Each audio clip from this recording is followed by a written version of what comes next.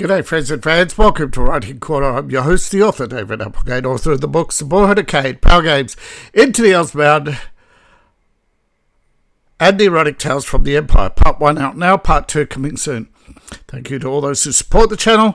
You can support the channel through the links in the link tree. Now, learning your genre. Number 1. Most writers will pick what they like to read. Okay, it's pretty natural. Reading books in your genre and writing in your genre will make your job much easier. It's what you know, what you love.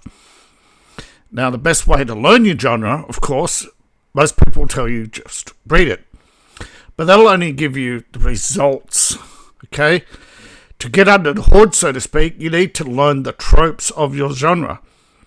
I think a lot of people do know what tropes are, but for those who don't, these are the significant or recurring themes.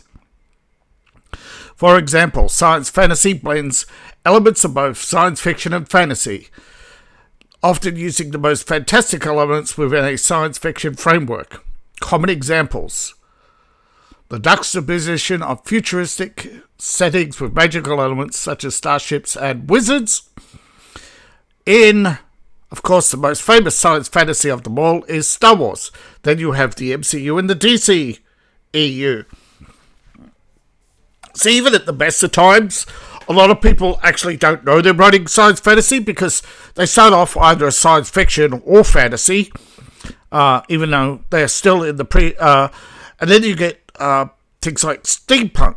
Okay, fantasies tend to be your pre-industrial, but then you get early industrial and steam-powered, and that's where more fantastical elements blend with science. Now, when designing your world, you need reoccurring themes. However, choose wisely. If you have too few, your world is flat. If you have too many, it's so complex that the reader feels like they have to do homework to keep up. So, to start, yes, you think of your favourite works and build on their tropes. And how you're going to do this? Well, actually, there are tools. I'll get to the end. But first, you're going to think of your tropes and what elements you want in your world. Then, characters. Every genre comes with a set of expectations. YA, young heroes. Fantasy has its fighters, thieves, wizards, clerics. Reading books in your genre will allow you to identify the patterns very quickly. So, you're also reading to learn about the next element, plotting, the plot, and settings. Okay? These often go together. You have, just like characters, most genres have a set of settings that are unique to them. Space opera, grand empires, interstellar conflicts. Superhero. This is typical of superhero, where you have an ordinary city and some residents have extraordinary or supernatural abilities. You go to throughout history, folklore. You'll actually find a lot of superhero stories in folklore. The hero who finds the mystical weapon to defeat the wizard, found in Japanese, Chinese, all the way through Western, defeating wizards, defeating dragons. But of course, superhero and fantasy, they often overlap.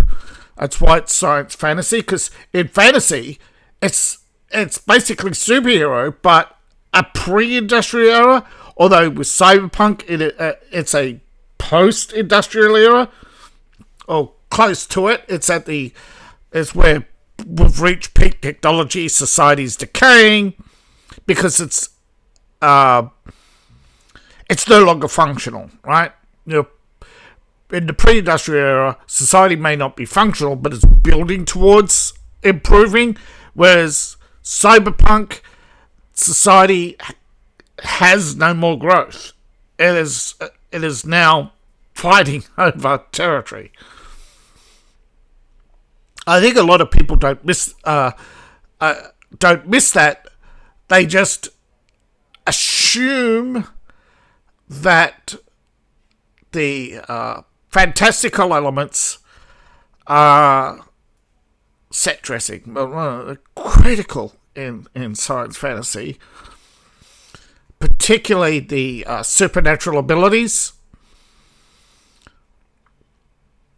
Now, reading books in your genre will only get you so far, but it will allow you to identify patterns quickly.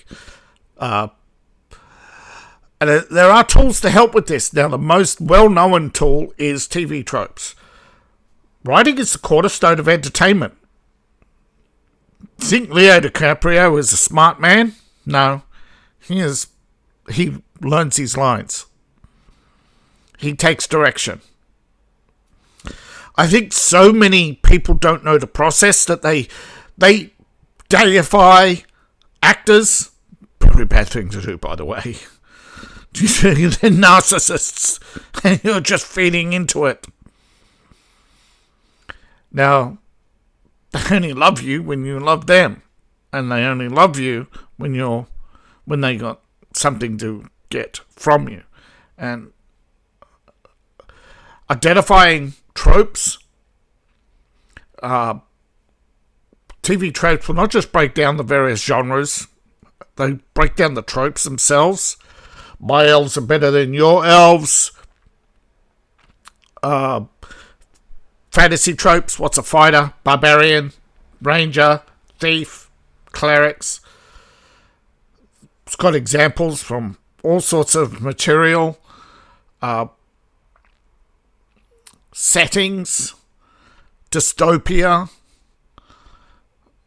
the hallmarks of oppressive regimes, surveillance, torture, abuse of power.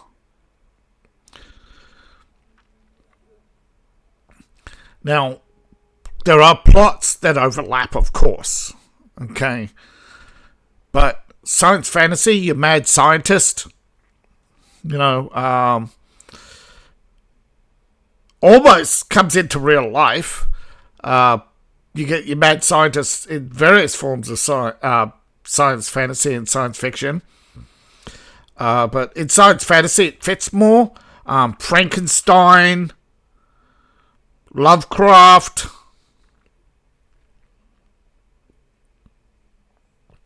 steampunk, cyberpunk. Now, there are emerging genres in paranormal romance where you have your female protagonist and you have vampires, werewolves, though they're branching out into satyrs, centaurs. These are actually not new. You go back to ancient Greece. They were the granddaddy of paranormal romance. But the satyrs weren't so, they would lure you in with music, ply you with wine, and then they weren't very pleasant after that. Let's say they didn't ask permission, and we'll move on from there. But in the pre- and post-industrial era, again, you have monsters that suit that era. Look at Jekyll and Hyde. There's the real monster, by the way. But you have Shadowrun, where various fantastical creatures are alive. In my own setting, a lot of fantastical creatures still exist, but there's also a whole host of demons. Now, there's actually a lot of folklore where the supernatural can take on forms. So, like dryads, the dryads and satyrs are sometimes portrayed as spirits, but also as people. That's the dual nature. I deal with it as demonic possession. They are spirits that can take on a host and transform that host's appearance. Other genres do it differently. And this is where you get into knowing your genre. Your genre's tropes can manifest in many ways. And again, this comes back to looking at your favorite works and building on their tropes. Okay, every genre has its expectations. Fantasy, I believe, typical fantasy has between 18 to 36 protagonists. And you may not realize this, but you have literally thousands of monsters in folklore to choose from. You can't, every monster has its region. There are 36 dragons, each for the different regions of Europe. There are dragons beyond that. Of course, the Chinese dragons are different from the Japanese dragons, even when they have the same powers. You have the Korean dragons. You have the Mayan dragons, which are closest to the feathered dinosaur trope. You even have great serpents in Mexican, Mesoamerican, Eskimo, I believe. I'm not sure. Australian Aboriginal, you have the great serpent, the rainbow serpent. So, as well as Africa, you have various great serpents. In some, you also have the loa, which are serpents, but in spirit form. And these are Pan-African, not specific to though they are not in every region. And of course, then you've got Egyptian, which is unique. Sorry, Afrocentrics, but in it there are a unique set of folklore just for the Upper Nile, which is different from the North African folklore, which is different from the Pan-African folklore. So when it comes to plot and setting, this gives you your protagonists, your antagonists, and it will give you a set, particularly in fantasy, that is unique. All right? A African lion. Oh, it's not like... I'm talking about the supernatural, right? But let's take another genre. Because, again, I don't want to just... In paranormal romance, right? It is typical to have either a vampire or werewolf. That's because it is a derived genre from modern stories, but modern stories who copied the Greek classics. But originally, vampires and werewolves weren't the romantic interests of paranormal romance. Original was a satyr or a centaur. There were tragic but rare, something like an ogre. Now, orcs, a lot of people credit to the mythology invented by Tolkien, but orcs actually trace back to the late Roman era. The followers of Orcus in Austria, they were mountain men. And they had a particular... I think there were like 12 tribes, and each one had a particular animal which they protect.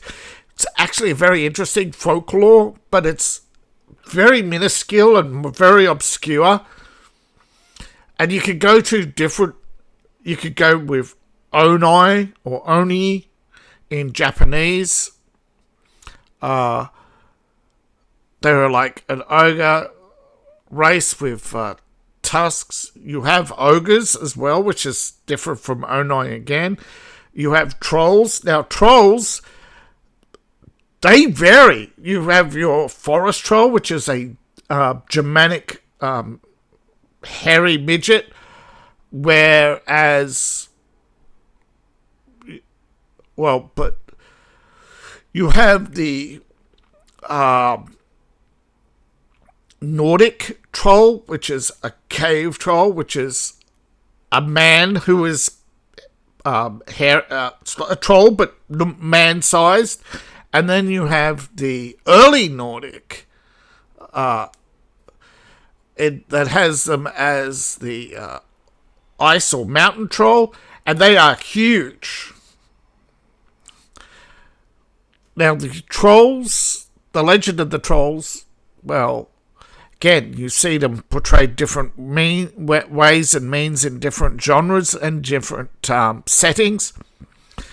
And they go with the swamp troll, which is another troll-like a man who lives in a swamp, and is greeny and all this, is a horror, dragging people into the water, inflicting horrors upon them. So when I think the largest genre argument is the blend of science fiction and fantasy. Like, it has so many subgenres. Now, horror started as a subgenre and is now a standalone genre. Same as paranormal romance. It used to be just a subgenre of romance and fantasy, but now, of course, it's elevated. But that's what happens when a genre becomes popular. It gets a little bit of standalone, like science fantasy is a subgenre, yet it has a standalone because it has one of the biggest franchises in the world, several of the largest franchises in the world. It's why it's the largest genre. It's the most written about, and yet most people don't even know. And of course, it is hard to sometimes tell the difference between science fiction and science fantasy. It's easy, right? Foundation started as hard science fiction, but then you get the mule, a psychic being. That's bang, science fantasy. No arguments, moving on. So when it comes to picking, of course, I know I said usually, okay, because usually an author will pick a genre they know, pick a genre they read, and they'll try to mimic the best in their genre. I think this is where you get the difference between a writer and an author. A writer writes words. An author creates. When you write a story in an existing set of rules, whether it be Star Wars, MCU, whatever, you're a writer. When you create the world and you are the source of that world, you're an author. It's the same with when you're writing in any genre. You either go by the established rules and the recurring themes in that setting. To be a writer, and to be a writer, you write for the audience, whereas an author is an artist who writes for themselves. Now, you can succeed as an author, or a lot of authors have succeeded. Okay? But if you look at the success of YA, sort of success. No, I'm not saying that Wizarding World is particularly unoriginal, but it is that thin line that says, are they an author or a writer? And it's funny how they call themselves an author and sometimes a writer.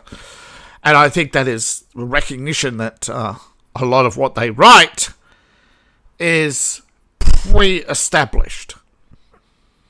But I would argue at the end of the day, J.K. Rowling is an author because there are a unique blend of tropes. And that is what you do when you world build, by the way. And I've done a lot of articles on world building. World building is picking your tropes, creating your characters. And this is not just your antagonist and protagonist. You have the creatures, the pets, the mounts, and of course, plot plot and setting. And again, it all revolves around tropes, okay? So learn your tropes,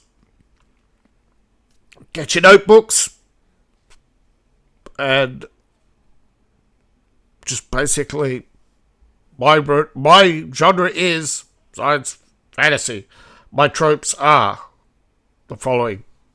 What are your key tropes? What are the 5 fundamentals? System of magic. To fantasy, you have to have a system of magic, hard or soft. And you go on and on and on, right? Once you pick, what are the types? What are the sources? You're building rules for your world. Once you have your tropes, then you can world build and build the rules of your world. So think of tropes as your fabric of reality, right? They are the atoms. Your characters and your plots and your settings. Tropes are the subatomic particles, the characters, the plot and the setting. They are your elements, they are your atoms, and then you build your compounds. Those are the stories. And once you have your favorite works, once you build on these tropes, that is when you break from writing to authorship, where you are now building in your world. So I know it sounds strange, but sometimes starting in fan fiction can work. I'm not against fan fiction. I think it's a good start. Maybe you can make a living in it. Some people do, by the way. But how you go about things, I believe, is ultimately up to you, because you have 2 paths. You're either going to satisfy the audience or you're going to satisfy yourself. Rarely can you walk the middle line as an author and have a cadre of fans of a trope and this is where the big genres are. They were authored. Okay, Star Wars may have built on Pulp Fiction, Hidden Fortress, the tropes of the samurai, the tropes of science fiction, the tropes of fantasy, and the stories of the serialized stories of, what's his name, Flash Gordon. But they walked the middle line. They didn't set out to please a pre-existing audience, and they didn't set out to please themselves entirely. Now, Anne Rice may disagree, but I think she set out from the start to please a emerging female audience for glittering vampires, which then gave rise to more vampires with the cheesy seducer from soap opera, a vampire straight out of Days of Our Lives instead of Bram Stoker. Now, there's a lot of cheesy vampire stuff out there, and it is a dying genre. No offense, Sam, but I think vampires are now a dying genre. Even now, you look at how paranormal romance is branching out into. Now, I think learning the genre is 1, 2, 3. Tropes, characters, plot and setting, and the tool to help you, tvtropes.org, will get you started. And from there, they identify tropes, provide examples, break down those tropes, and you can then world build, go back at my old videos and world build, and go forth and write, create, explore. enjoy yourselves. So, thank you all for watching. Please like, share, and subscribe, and please support the channel. You can check out the links in the description below. Support me on Ko-Fi, Patreon,